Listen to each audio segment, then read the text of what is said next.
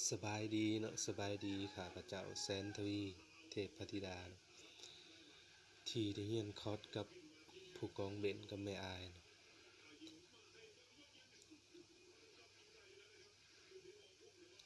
ข้าพเจ้าเป็นผู้หนึ่งที่เรียนในคอร์สนี้แล้วก็หวังจะมีรายได้ใน YouTube 1คืออยากมีรายได้ใน YouTube 2คืออยากเป็นคนหนึ่งที่แบ่งปันข้อมูลแล้วก็ช่วยเหลือผู้คนให้มีรายได้คือกันกับ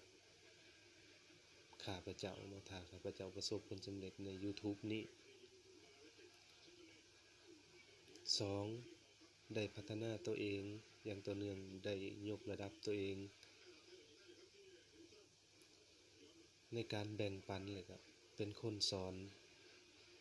ให้ญาติพี่น้องให้อ้ายเอื้อน้องแล้วก็หมู่เพื่อนของข้าพเจ้าเองเนาะแล้วก็นี่คือความหวังหรือว่าความฝันที่ข้าพเจ้าอยากเป็น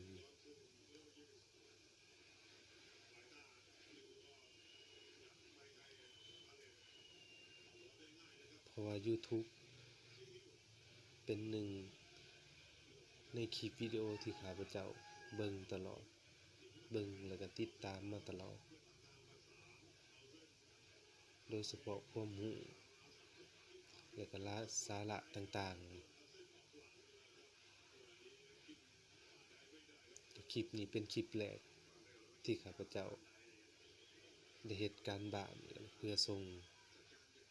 ผู้กองเบนกับแม่อายก็หวังว่าคลิปนี้จะเป็นประโยชน์ต่อข้าพเจ้าเองแล้วก็เป็นแว่นสะท้อนต่อตนเองเวลาเปิดเบิ่งคืน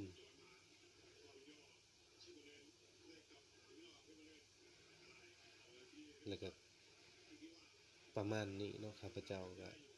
บ่มีหยังหลายมีส่ำนี้ขอขอบใจ